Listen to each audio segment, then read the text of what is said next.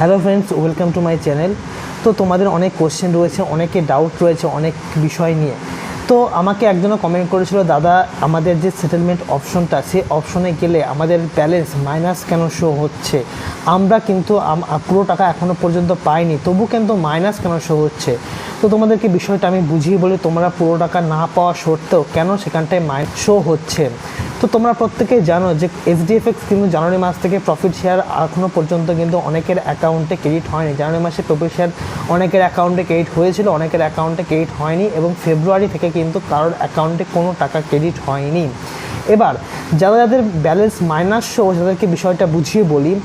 মনে করো এটা হচ্ছে জুন মাসে যারা যে সমস্ত জুন মাস অর্থাৎ যারা জুন মাসে জয়েন হয়েছিল 2023 সালে, তারা কিন্তু আজকে দাঁড়িয়ে তাদের ব্যালেন্স কিন্তু মাইনাস শো হচ্ছে। বিশেষ করে যারা আগস্ট মাসে জয়েন হয়েছিল এইচডিএফএক্সে, তাদের প্রত্যেক মাসে 8% করে তোমরা পেমেন্ট পেয়েছো, 8.1% করে পেমেন্ট পেয়েছো। এবার 8.1% থেকে 12 মাসে যদি কাউন্টিং করা হয়, 8 96, অর্থাৎ 96% পেমেন্ট কিন্তু তোমাদের অ্যাকাউন্টে অলরেডি ঢুকে গেছে।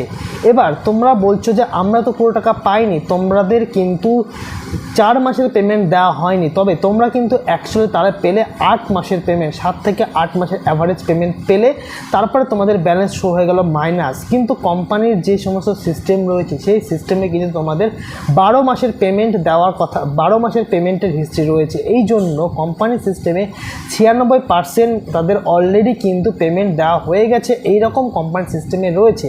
এবার যখনই তোমাদের পুরো টাকার সিস্টেমে রয়েছে যে দেওয়া হয়ে গেছে, তখনই কিন্তু তোমাদের ব্যালেন্স সেটা মাইনাস শো হচ্ছে।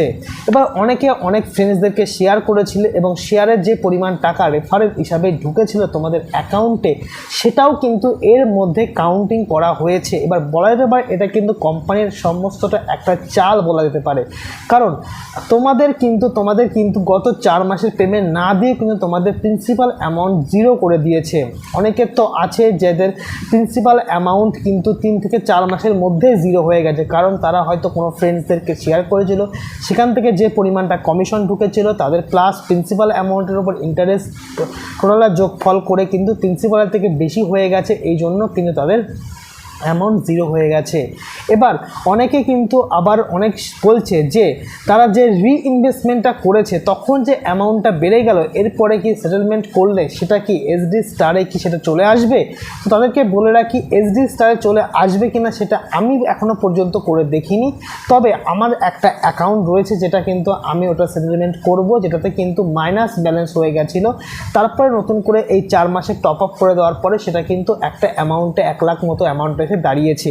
তবে আমি সেটা আশা করছি সেটা আমি সেটেলমেন্ট করব, এবং যদি সেটেলমেন্ট হয় তোমাদেরকে সেটা আমি জানিয়ে দেব। তবে কোম্পানির বক্তব্য অনুযায়ী কোম্পানি কিন্তু 20 তারিখের পর থেকে তারা পেমেন্ট দেবে। এবার দেবে কি দেবে না সেটা কিন্তু কোম্পানি জানে, কিন্তু আমরা এটা আশা করেছিলাম হয়তো কোম্পানির তরফ থেকে কোনো আপডেট আসবে, কিন্তু আজকে হয়ে গেল 5 জুন, আজ পর্যন্ত কালকে উইথড্রলের রেট রয়েছে, এখনও পর্যন্ত কোনো আপডেট নেই। তো যদি এসে থাকে, আমি ভিডিওটা বিকালে শ্যুট করছি, যদি সন্ধ্যাবেলায় কোনো আপডেট এসে থাকে তাহলে আমি তোমাদেরকে সেটা আমি জানিয়ে দেব। এবং যাদের এখনও পর্যন্ত তাদের উইথড্রলে অপশনটা ক্যান্সেল বাটন শো হয়নি, তোমরা সাপোর্টে গিয়ে রাইজ করতে পারো যে তোমাদের ক্যান্সেল বাটন শো হচ্ছে না, তাহলে যদি কিছু করা যেতে পারে। কিন্তু কোম্পানির যে ওই পেমেন্ট যে দিল, অর্থাৎ এই 4 মাসের যেটা দিল ইউএসডিটা, সেটা অনেকের অ্যাকাউন্টে কিন্তু ক্যান্সেল করার পরে ক্রেডিট হয়নি। আমারই একজন রয়েছে যার অ্যাকাউন্টে কিন্তু ক্যান্সেল করার পরে কিন্তু তাদের কিন্তু প্রায় 400 ইউএসডিটি মতো ছিল, অ্যাকাউন্টে ক্রেডিট হয়নি। তবে আমি সাপোর্টে রাইজ করার পরে কোনো উত্তর নেই, অর্থাৎ এইচডিএফএক্সের সাপোর্ট সিস্টেম কোনো কাজ করছে না। এবার আমি তোমাদেরকে যেটা বলতে চাইছি সেটা হলো, তোমরা হয়তো অনেকেই জানো আমাদের একটা গ্রুপ রয়েছে, সেই গ্রুপে প্রায় 500 কাছাকাছি মেম্বার রয়েছে। এই মেম্বাররা কিন্তু প্রত্যেকে একটা কমিউনিটির মধ্যে রয়েছে। এবার নেক্সট স্টেপটা কী হবে সেই গ্রুপে কিন্তু আমরা ডিসাইড করব।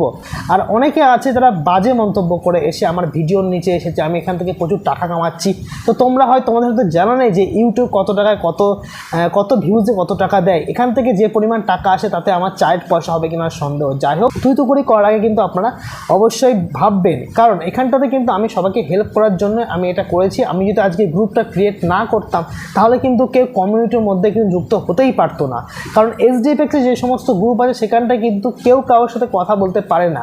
এবার আমি এই ইউটিউব চ্যানেলের মাধ্যমে কিন্তু এই গ্রুপটা ক্রিয়েট করে সবাইকে আমি একত্রিত করতে চেয়েছি, এবং সেটা হয়তো অনেকের ভালো লাগছে না, সে যাই হোক। তবে আমি চেষ্টা করব যে সমস্ত যারা আমার ভিডিও দেখে, যারা আমার ভিডিওকে ভালোবাসে তাদেরকে আমি সাপোর্ট করার, এবং নেক্সট কী স্টেপ আমরা নেব আমরা প্রত্যেকে একসঙ্গে নেব। তবে 20 তারিখ না যাওয়া পর্যন্ত কিন্তু আমরা কিছুই বলতে পারছি না। 20 তারিখ পেমেন্টটা আগে দেখা যাক কী হয়, পেমেন্ট আমাদের অ্যাকাউন্টে আসে কি আসে না। যদি আসে তাহলে সেটা একরকম ডিসিশন, না আসলে সেটা কিন্তু অন্য ডিসিশন হবে। আর সবথেকে বড় কথা, এখন কিন্তু আমাদের যে সমস্ত উপরে টপ লিডাররা ছিলেন তাদের ক্ষেত্রে কিন্তু কোনো হেল্প পাওয়া যাচ্ছে না, কারণ যেহেতু তাদের রেফারাল ইনকাম আসছে না, এই জন্য কিন্তু তারা কিন্তু বলেই দিয়েছে আমরা তোমাদের কোনো হেল্প করতে পারবো না। তবে এবার দেখা যাক আমরা নিজেরা কতটা কী করতে পারি, এবার সম্পূর্ণটাই দেখার বিষয়। ভিডিওটা ভালো লাগলে অবশ্যই লাইক, কমেন্ট এবং শেয়ার, সাবস্ক্রাইব করে দাও, এবং যারা যারা গ্রুপে এখনও পর্যন্ত যুক্ত হওনি তাদেরকে বলবো গ্রুপে কাইন্ডলি যুক্ত হয়ে যাও। আমি আমার কমেন্ট সেকশনে ফার্স্ট লিঙ্কটা আমি তোমাদেরকে দিয়ে দেবো, আমার গ্রুপের লিঙ্ক। তোমার টেলিগ্রাম গ্রুপে যুক্ত হয়ে যায় এবং তোমাদের ফ্রেন্ডসদের মধ্যে শেয়ার করে দাও এই গ্রুপে যুক্ত হওয়ার জন্য। ভালো থেকো, সুস্থ থেকো এবং সাবধানে থেকো। বাই।